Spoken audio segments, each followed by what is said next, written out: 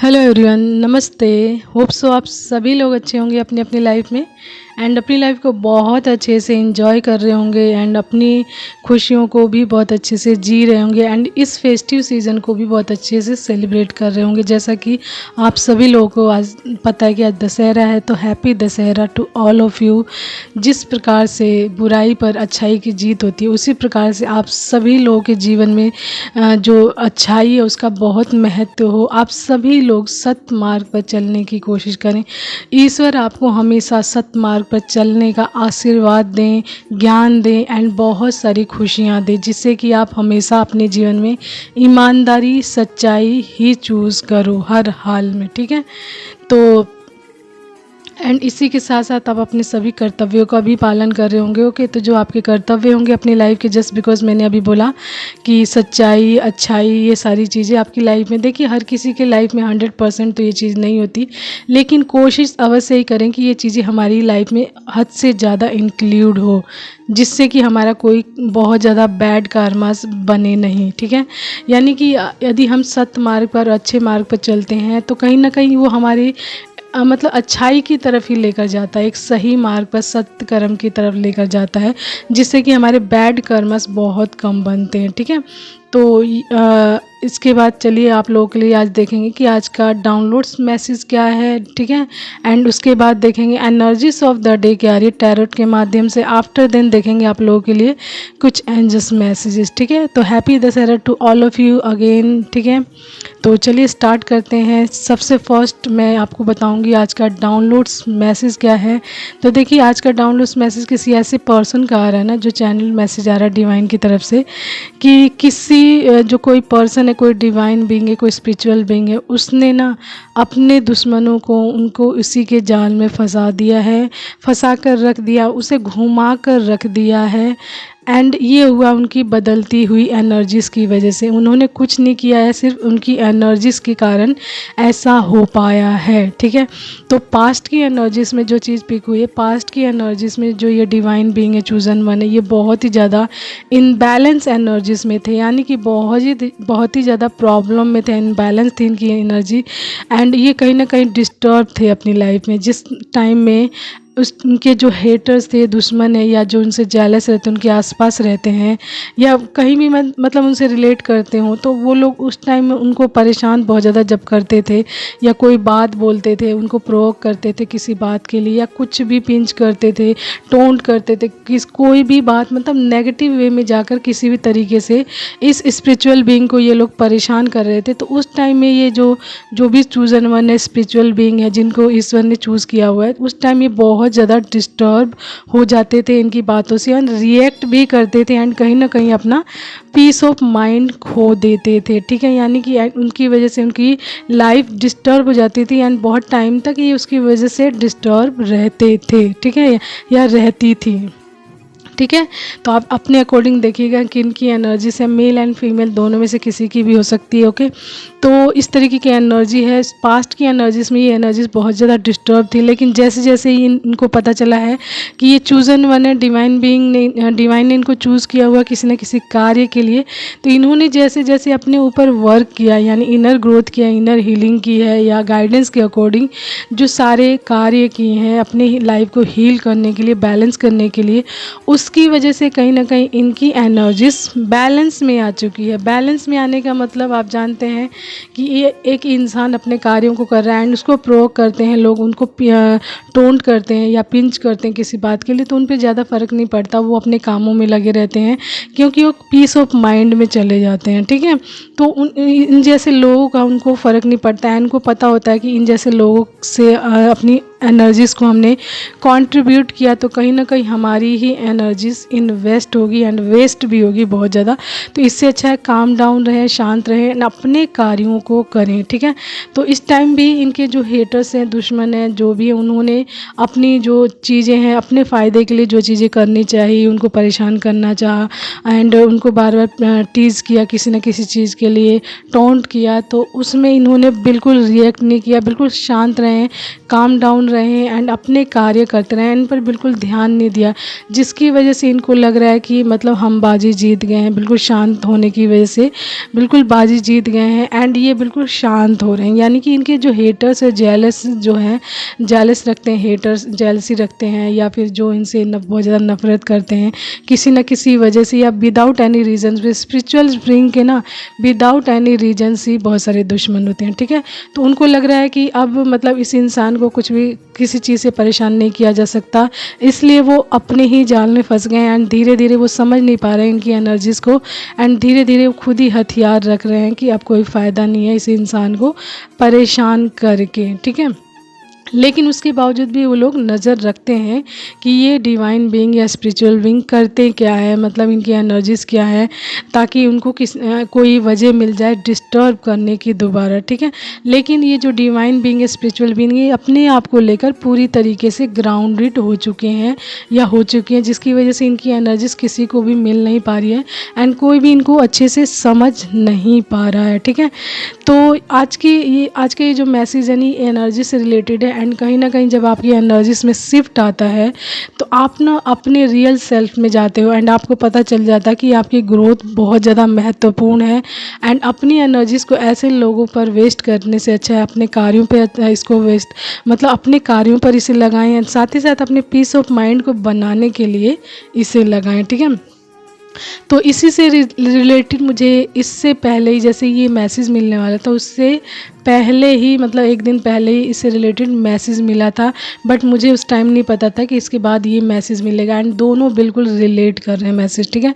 तो ये किसी का मतलब रील्स में देखी थी ये मैसेज बिल्कुल, एंड ये किसी न्यूज़ रिपोर्टर के द्वारा मैसेज आया था। देखिए तो मैं बताती हूँ, शॉर्ट में करके बताऊँगी मैं ये, कि जो बाज होता है ना एंड कौवा आता है, तो बाज अपने धुन में वो मस्त चलता रहता है, उसको कोई फ़र्क नहीं पड़ता किसी से भी, वो अपनी ऊंचाइयों पर चलता रहता है एंड अपने रूल एंड रेगुलेशंस के हिसाब से चलता है। लेकिन जो कौवा होता है ना, आप जानते हैं कौवा बाज को बहुत ज़्यादा परेशान करता है, बहुत ही ज़्यादा टीज़ करता है, बहुत ज़्यादा प्रोवोक करता है, जिससे कि बाज रिएक्ट करे। लेकिन बाज उसके किसी भी हरकत से, यानी कौवे के किसी भी हरकत से कोई भी रिएक्शन नहीं देता, उसे रिएक्ट बिल्कुल नहीं करता, वो अपनी धुन में चलता चला जाता है, चाहे कौवा किसी भी लेवल तक उसे परेशान करता रहे, ठीक है। तो कौवा को लगता है कमज़ोरी, यानी कि बाज की कमज़ोरी लगता है एंड वो उसको बहुत ज़्यादा परेशान करता है एंड उसकी पीठ पर जाकर बैठ जाता है, उसे चोंच मारता है, बार बार उसे परेशान करता है। लेकिन उसके बावजूद भी जो बाज होता है ना, वो अपनी ही धुन में रहता है, बिल्कुल शांत रहता है एंड रिएक्ट नहीं करता है। उस टाइम वो सिचुएशंस को देखता है कि कैसे हैंडल करना है। तो वो क्या करता है, कौवा उसकी पीठ पर बैठा है एंड वो ऊंचाई पर जाना शुरू कर देता है एंड वो बहुत ऊंचा चला जाता है ऊपर, क्योंकि बाज की जो कहते हैं ना, बाज बहुत ऊपर तक उड़ सकता है, बहुत ऊंचाई तक उड़ सकता है, उतनी ऊंचाई तक और पक्षी इतना ज़्यादा उड़ नहीं सकते हैं, ठीक है। तो वो एक बहुत ही ज़्यादा ऊंचाई के लेवल तक पहुंच जाता है बाज, जहाँ पर जो वायु होती है ना, जो हवा होती है, उसका वेग जो होता है ना पतला हो जाता है, यानी वायु का वेग पतला हो जाता है एंड उसमें सांस ले पाना कौवे के लिए बहुत ज़्यादा मुश्किल है। वो उसका हैबिचुअल नहीं होता, उसका आदी नहीं होता एंड बाज उसको लेकर बिल्कुल ऊपर चला जाता है एंड कौवा वहाँ से गिर जाता है, क्योंकि वहाँ पर वो सांस ही नहीं ले पाता। उस जो वहाँ का जो क्लाइमेट या जो भी इन्वायरमेंट होता है जहाँ पर बाज पहुँच जाता है जिस ऊंचाई पर, वहाँ पर कौवे के लिए सांस ले पाना मुश्किल हो जाता है एंड वो बिल्कुल गिर जाता है बाज की पीठ से, ओके। तो ये जो मैसेज है ये दोनों रिलेट कर रहे हैं। तो इसका मतलब है जो बाज है बिल्कुल उसने कोई भी रिएक्शन नहीं दिया, कि कोई भी लड़ाई झगड़ा नहीं किया, ना ही कोई पलटवार किया। उसने अपने माइंड का एंड अपने पीस ऑफ माइंड का, अपने बुद्धि का मतलब इस्तेमाल किया एंड सही मौके का फ़ायदा उठाया एंड उसे पता था कि आप जब ऊंचाई पे चले जाओगे ना तो वहाँ पर ये ऐसे लोग नहीं पहुँच पाएंगे, ये सिर्फ आपको परेशान कर पाएंगे, ठीक है, और कुछ नहीं कर पाएंगे। एंड जब आप ऊंचाई पर पहुँच जाओगे तो उनकी पहुंच ही वहां तक नहीं जा पाएगी। तो जो ये डिवाइन बीइंग है ना, उनको भी ये चीज़ समझ आ गई कि ऊंचाई मोस्ट इम्पॉर्टेंट है आपके लिए, आपकी ग्रोथ, आपकी अबंडेंस एंड आपके लिए जो भी पर्पस बना हुआ बड़े लेवल का। आप जब वहाँ पहुँच जाओगे ना, तो ऐसे जो आपको परेशान करने वाले लोग हैं, टीज़ करने वाले लोग हैं, जेलसी रखने वाले लोग हैं, जो अपने काम से काम नहीं रखते हैं, दूसरों की लाइफ में टांग ज़्यादा अड़ाते हैं, तो ऐसे लोगों को जब आप एक ऊंचाई पर पहुंच जाओगे ना, तो वहाँ तक तो ये पहुंच ही नहीं पाएंगे, क्योंकि इनका काम तो दूसरों की लाइफ में मतलब बहुत सारी प्रॉब्लम क्रिएट करना, दूसरों की लाइफ में ध्यान देना। अपनी लाइफ पर तो ये लोग ध्यान देते नहीं, तो काम कहाँ से करेंगे, वर्क कहाँ से करेंगे, एज लाइक यू। तो आप अपने ऊपर काम कर रहे, तो जब आप ऊंचाई पर पहुंच जाओगे ना, तो उस कौवे की तरह ये लोग भी आप जहाँ पे हो ना, वहाँ पे रह नहीं पाएंगे। इनको सफोकेशन फील होगी, ये आपसे दूरी बना कर रखेंगे, भागेंगे आपसे दूर, एंड वहाँ पर पहुँच भी नहीं पाएंगे जहाँ पर आप हो, सिर्फ देखते रह जाएंगे दूर से वो भी, ठीक है, जस्ट लाइक अ कौवा एंड क्रो। ओके, तो I hope so you understand that कि मैं क्या कहना चाहती हूँ, क्या बताना चाहती हूँ। सम टाइम इंसान को रिएक्ट नहीं करना चाहिए बिल्कुल भी, चाहे आपको कोई कितना भी प्रोवोक करे। आपको ध्यान अपनी गोल्स पे देना चाहिए, ऊंचाई पर देना चाहिए। एंड जैसे ही आप अपने गोल पर पहुँचते हैं, अपनी ऊंचाई पर पहुँचते हैं, तो ऐसे लोगों का मुंह भी अपने आप बंद हो जाता है, एंड ये आपकी एनर्जीज में बहुत ज़्यादा घुटन फील करते हैं, एंड वहाँ से भागने की कोशिश करते हैं, एंड आपसे दोबारा पंगा लेने की भी कोशिश नहीं करते हैं, ठीक है। तो यही बोल रही हूँ, होप्स यू अंडरस्टैंड। एंड जिनकी भी एनर्जीज है, आप अपनी एनर्जीज में बैलेंस हो रहे हैं, आप अपने ऊपर कार्य करते रहे, एक टाइम ऐसा आएगा आप बिल्कुल बैलेंस हो जाएंगे, ये लोग बोलते रह जाएंगे, एंड आप बिल्कुल अपने ऊंचाई पर होंगे, वहाँ पर अपने पीस ऑफ माइंड में होंगे, अपनी अबंडेंस को जी रहे होंगे। तो ईश्वर का जो भी प्रोसेस होता है, जिनके लिए भी होता है, वो बहुत ही नियम अनुसार होता है, एंड चुने हुए लोगों के लिए होता है, हर किसी के लिए नहीं होता। अब मान लीजिए जेलस रखने वाले लोग हैं या हेटर्स हैं आपके, विदाउट एनी रीज़न से, क्या रीज़न से, कोई रीज़न नहीं है, फिर भी ये लोग क्या कर रहे हैं, इनको भी सेम एज इट इज़ आपकी जैसी ही लाइफ मिली है। आपको तो नहीं पता आप चूजन वन हो, आप तो अपना कार्य तब भी कर रहे थे, ठीक है, एंड अब भी कर रहे हो। तो मतलब ये है कि इंसान की जो फितरत है ना, जैसे मान लीजिए कि कई लोग जेलस होते हैं, कई लोग बहुत ज़्यादा मतलब किसी को देखकर, किसी की हैप्पीनेस को देखकर, किसी की अबंडेंस देखकर, किसी खुशियाँ देखकर बहुत ज़्यादा जेलसी में आ जाते हैं, उनको बहुत ज़्यादा घुटन फील होने लग जाती है। तो ऐसे लोगों का इलाज ये नहीं कि ईश्वर उनको चुनिंदा बना दे या चूज़ कर ले किसी भी चीज़ के लिए, ठीक है। उनको ईश्वर सबसे पहले वो सारी चीज़ें सिखाएंगे कि आपने ये सारी चीज़ें क्यों की है, पहले उसको क्लींस कीजिए एंड उसका भुगतान कीजिए, देन आप आगे सोचा जाएगा कि आपके साथ क्या होगा। ओके, तो यदि आप चुने हुए हैं, चुनिंदा हैं, एंड किसी पर्पज़ के लिए ईश्वर ने आपको बनाया है, एंड ये चीज़ आपको पता चल चुकी है, तो ये बहुत अच्छी बात है आपके लिए, क्योंकि ईश्वर ने आपको उस पर्पज़ के लिए चुन लिया, एंड एक ऐसा जीवन दे रहे हैं जो इसको जी पाना हर किसी के बस की बात नहीं। आपके जीवन में पीस ऑफ माइंड, अबंडेंस, खुशियाँ सब आती हैं जब आप एक सही मार्ग पर चलते हो, बैलेंस हो जाते हो। देखिए, एक बैलेंस इंसान के अंदर ना हर चीज़ के लिए सेटिस्फिकेशन आ जाता है, संतोष आ जाता है, एंड वो किसी चीज़ के पीछे भागता नहीं है, ठीक है। संतुलित होने का मतलब ये नहीं कि आप धन से भर जाओगे, संतुलित होने का मतलब है आपके अंदर बहुत सारा पीस ऑफ माइंड आ जाएगा, आप संतुलित हो जाओगे हर एरिया में, एंड किसी भी चीज़ के लिए आप बिल्कुल भागोगे नहीं, आपका माइंड रन नहीं करेगा किसी चीज़ के पीछे, बल्कि आप चीज़ों को स्वयं द्वारा क्रिएट करोगे, अपनी बुद्धि द्वारा, अपने माइंड द्वारा, अपने क्रिएशन द्वारा आप चीज़ों को क्रिएट करोगे, अबंडेंस को क्रिएट करोगे, ठीक है। एंड किसी भी गलत वे में कभी नहीं जाओगे कि किसी गलत वे को चूज़ कर मैं बहुत सारा धन कमाऊँ, क्योंकि इन सभी चीज़ों से आपका ध्यान बिल्कुल हट जाता है, क्योंकि आप संतुलित, जैसा मैंने बोला, बैलेंस फॉर्म में रहने वाला इंसान बिल्कुल संतुष्ट हो जाता है लाइफ से हर एरिया में, यानी मीडियोकर में ना इधर जा पाता है ना उधर जा पाता है, यानी कि ना दुख उसे ज़्यादा परेशान कर पाता है, ना सुख में बहुत ज़्यादा वो मतलब जैसे खुशी के मारे पागल हो ना, वो भी नहीं होता, ठीक है। तो ये है आज का मैसेज डाउनलोड्स। ओके, चलिए देखते हैं आज टैरो के माध्यम से कि आज के दिन आप लोगों के लिए क्या एनर्जी आ रही है। Okay, let's start.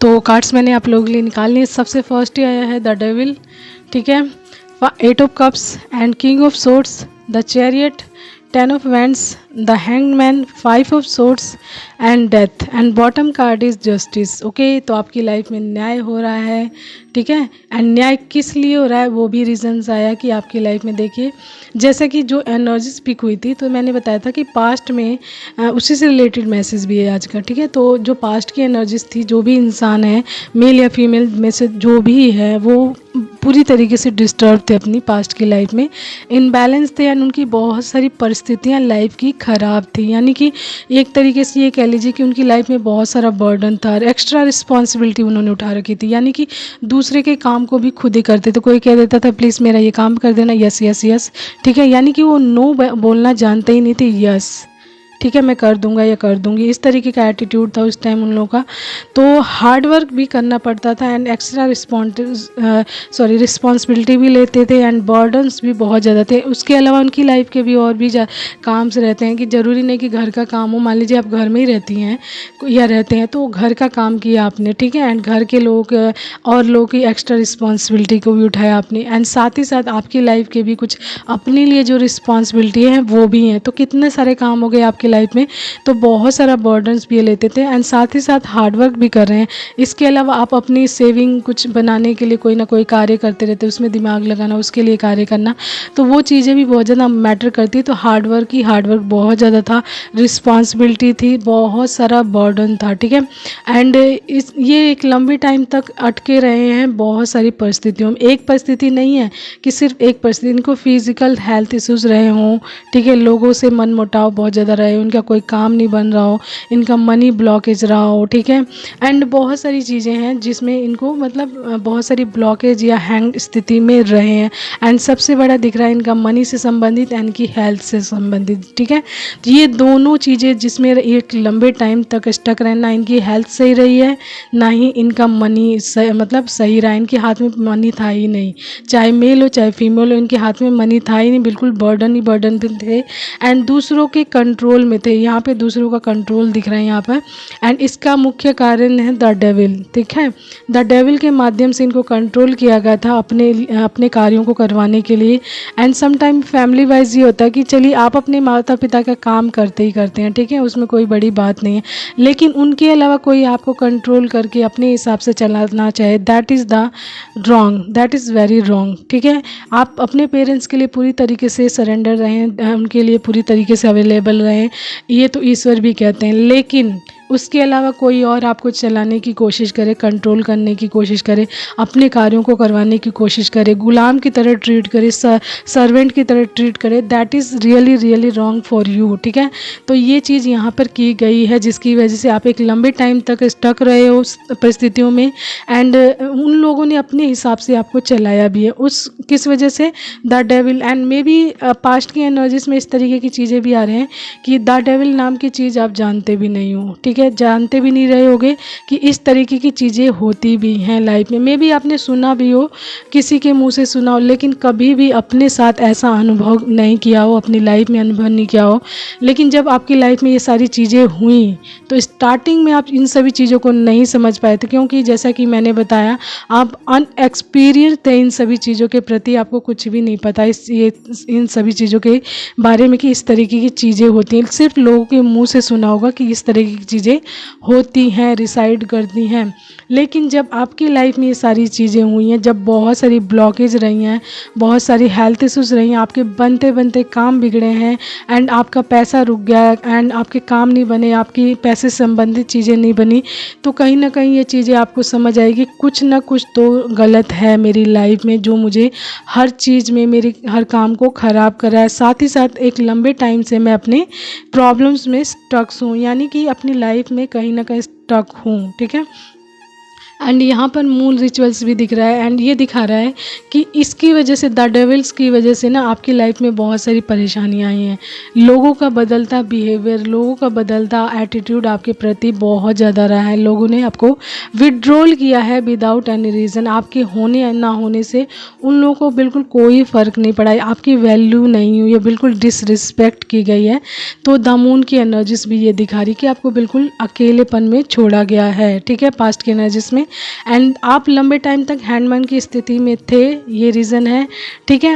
And hangman की स्थिति में रहते हुए भी आपने एक चीज़ की है, ईश्वर से कनेक्शन बनाकर रखा है। यानी कि पूरी तरीके से प्योर तरीके से नहीं, लेकिन ईश्वर का नाम आप शुरू से लेते रहें। आप पूजा पाठ नहीं करते हो ज़्यादा, या फिर बहुत ज़्यादा इधर उधर सर्व भी नहीं करते हो, थोड़ा बहुत करते रहे हो, लेकिन ईश्वर का नाम लेते रहें। जो आपकी लाइफ में अब जो मोमेंट आया है आपकी लाइफ में, वही कनेक्शन जुड़ा रहा है आपका। यानी जो पास्ट के प्रॉब्लम्स के बीच में भी आपने ईश्वर का नाम लेना नहीं छोड़ा है, उसकी वजह से ही आप क्या हुए हैं, उस तरीके की चीज़ों से निकल पाए। यानी द हैंग्ड मैन की जो परिस्थितियां रही आपकी लाइफ से, उससे लड़ना सीखा है आपने, उसमें से निकलना सीखा है। यानी कि अपने आप को पूरी तरीके से ग्राउंडेड किया है, एंड चीज़ों को समझा है, एंड कहीं ना कहीं इन परेशानियों के माध्यम से आपने बहुत सारी चीज़ें सीखी भी हैं, एंड आपको पता चला है कि आपके साथ ये चीज़ें इतनी ज़्यादा ख़राब क्यों हैं, क्या वजह है, एंड किस लिए सारी चीज़ें। तो इन सभी चीज़ों की वजह से आप ये भी जान पाए हो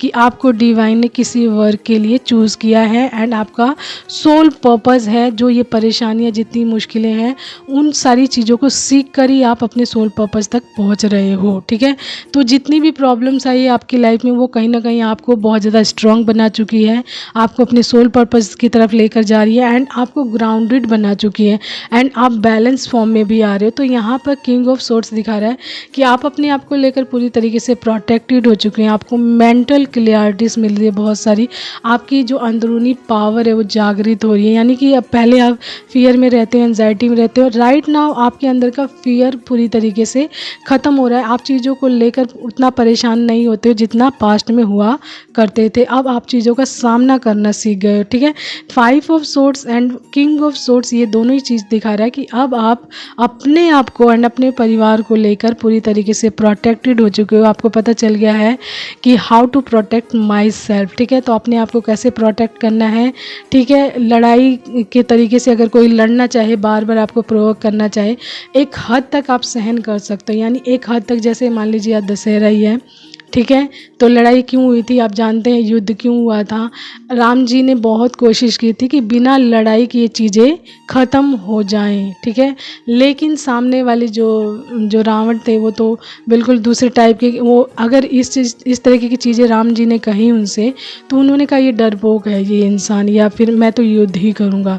तो जब कोई युद्ध पे ही आमादा हो, यानी युद्ध करने पे ही तैयार हो, तत्पर हो, तो सामने वाला अपना बचाव तो करेगा ही करेगा। तो सामने वाले को भी अपने बचाव के लिए कई बार लोगों को अपना असली रूप दिखाना पड़ता है कि तुम ही योद्धा नहीं हो, हम भी योद्धा हैं, लेकिन हम अपनी कैपेबिलिटी का इस्तेमाल सही टाइम पर एंड सही जगह पे करते हैं, तुम्हारी तरह हर जगह नहीं करते हैं। ठीक है, तो ये चीज़ इनको समझे, तो हद से ज़्यादा चीज़ें बढ़ जाएं तो सम टाइम आपको ये चीज़ें भी करनी पड़ती है, अपने लिए फाइट भी करना पड़ता। तो ये चीज़ें भी आप समझ चुके हो, एंड बिना बात के जैसे छोटी छोटी चीज़ों पे लड़ना, वो चीज़ आपको नहीं अब भाती है बिल्कुल भी। करते रहो जो करना है, मुझे अपना काम करना, लेकिन जब चीज़ें हद से ज़्यादा बढ़ेंगी तब भुगतान के लिए तुम तैयार रहना, क्योंकि मेरे अंदर भी वही पावर है, जाग चुकी है, एंड तुम उसका सामना भी नहीं कर पाओगे अगर मैंने युद्ध करने की तैयारी कर ली तो। ठीक है, तो इस तरीके की एनर्जीज में है अब आप, एंड आपकी सबसे बड़ी चीज़ ये दिख रही है कि आपकी लाइफ की हर प्रकार की जो नेगेटिव चीज़ें थी उनका डेथ हो चुका है। यहाँ पे डेथ कार्ड आया है। ठीक है, एंड आपकी लाइफ में हर प्रकार की इन सभी चीज़ों की एंडिंग्स हो चुकी है, चेंज आ चुका है, यानी कि आप ट्रांसफॉर्म हो रहे हैं, ट्रांसफॉर्मेशंस चल रहा है आपकी लाइफ का बड़े लेवल का, एंड एक नई शुरुआत हो चुकी है आपकी लाइफ की। ठीक है, जो आपको द चैरियट के रथ पर बिठा, द चैरियट मतलब रथ, एंड आपको विजय रथ पर ये चीज़ बिठा चुकी है, आपकी नई शुरुआत, एंड जो आपकी एनर्जी का जो लेवल चेंज हुआ है, आपकी एनर्जी जो ट्रांसफॉर्म हुई है, एक नई शिफ्टिंग में आई है, वो आपको आपकी विक्ट्री की तरफ लेकर जा रही है, एंड कहीं ना कहीं आपकी सोल, माइंड एंड बॉडी, ये तीनों चीज़ अलाइन हो चुकी है, एंड आपको गाइड कर रही है आपकी विक्ट्री की तरफ, जो आपको पता है ऑलरेडी कि yes, where is my victory and where is my success, where is my soul purpose. तो ये सारी चीज़ें आपको बहुत अच्छे से पता चल गई हैं। दैट्स वाई आप अपनी ग्रोथ पर अपनी ऊंचाइयों पर, अपने सोल पर्पस पर, इस सारी चीज़ों पर ध्यान दे रहे हो, इन सभी बकवास चीज़ों को छोड़कर। यानी जो ये लोग आपको पीछे खींचने की कोशिश करते हैं, आपको जेलसी दिखाते हैं, कोई ना कोई बकवास बात बोलते हैं, टोंट करते हैं, इन सभी चीज़ों को छोड़कर आप बिल्कुल अपना जो सोल पर्पस है ना उस पर पूरी तरीके से फोकस्ड हो चुके हो आप, ठीक है। तो इस तरीके की एनर्जी से आज की, ओके।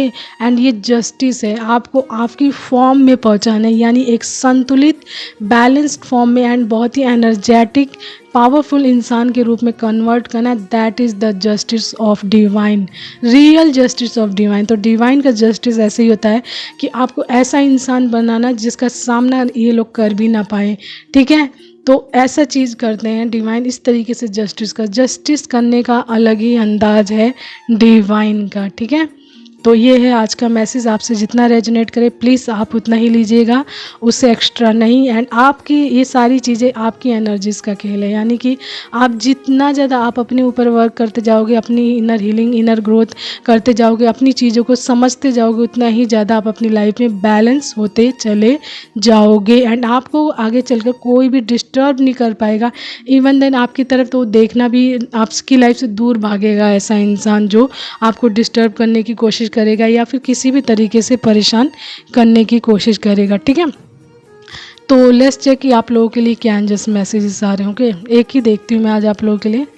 तो मैंने कार्ड्स निकाल लिए हैं, मैजिक ऑफ प्रेयर्स आया है।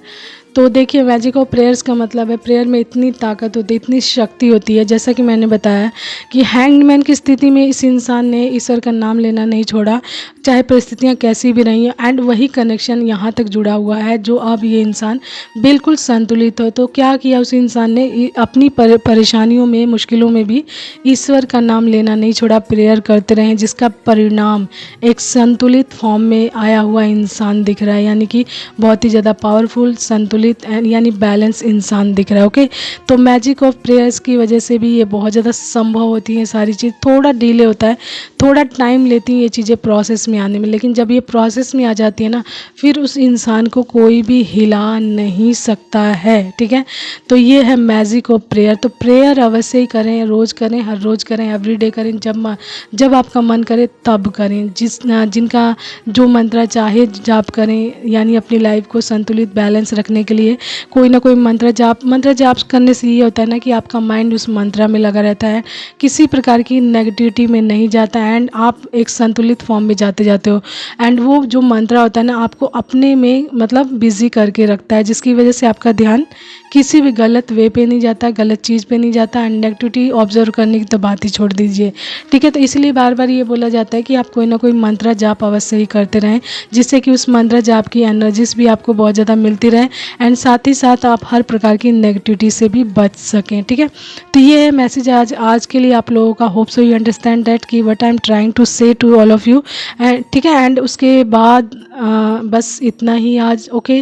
तो take care all of you, have a nice time always and keep smiling, and once again happy Dasara to all of you. Take care and keep smiling.